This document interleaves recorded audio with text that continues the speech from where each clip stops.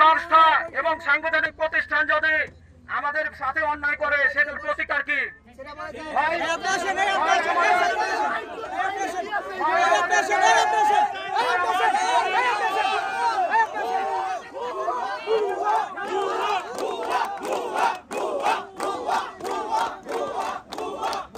আমাদেরকে গুলি করে হত্যা করতে হবে, আর না হলে আমাদের আত্মঘাতী সিদ্ধান্ত আমাদের সবাইকে পিএসসির গেটে আত্মহত্যার অধিকার দিতে হবে।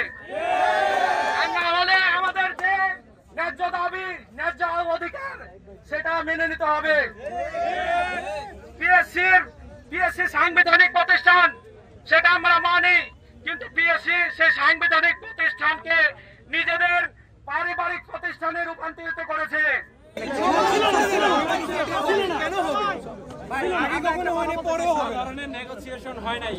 উনি কি বাদ করে দিতে পারছে? উনি মেনে নেয় নাই, মেনে নেয় এই জন্য তো বললাম কোনো ধরনের নেগোসিয়েশন হয় নাই। কাজ হচ্ছে কি আমাদের সরকার বানাই যাবে,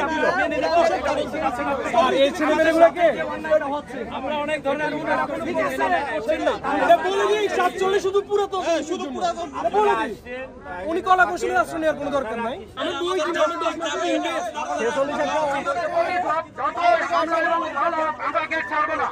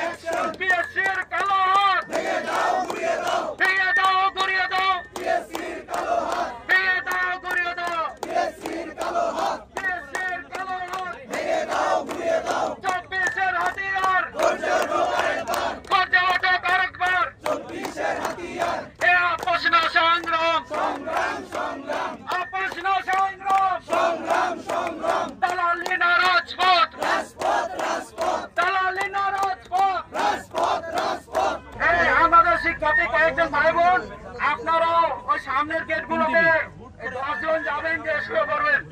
পিএসসির কোনো গাড়ি ঢুকবে না এবং বের হবে না। আমরা আজকে ঘোষণা দিচ্ছি যে আমাদের দাবি দেওয়া না হওয়া আদায় পর্যন্ত আমরা পিএসসি অবরুদ্ধ রাখবো। 46-এর সাথে পার্সোনাল কোনো বেনিফিটে জড়িত কিনা সে বিষয়ে আমরা সন্দেহ পোষণ করছি। আপনারা কোনো কিছু না হলে হয়তো বা বিসিএস অফিসার হয়ে যাবেন, অন্যথা কোনো কিছু নেগেটিভ কিছু না হলে। আমার কথাটা বলতে দেন, আমার কথাটা বলতে দেন, আমার মেসেজটা দিয়ে যায়। আপনি দেশের প্রচলিত আইনের প্রতি শ্রদ্ধাশীল থাকবেন, এটি আমরা আশা করি। কোনো গেটে, কোনো সরকারি অফিসে, কেপিআই ভুক্ত কোনো এলাকায় মিছিল মিটিং করা এবং তালা লাগানোর নির্দেশ দেওয়া, এগুলো আইন বহির্ভূত অপরাধ, আইনগত অপরাধ। আমার কথা আগে শোনেন,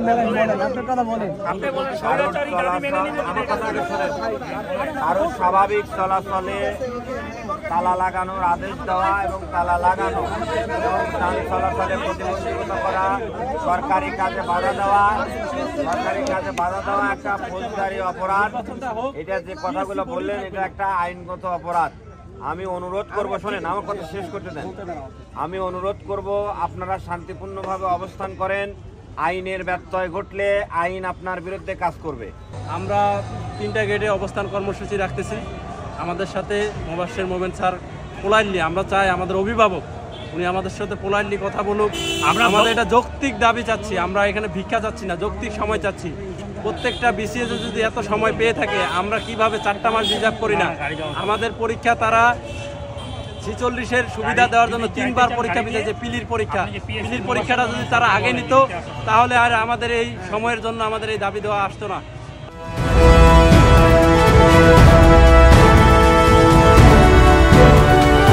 জনতা টিভি, জনগণের আয়না।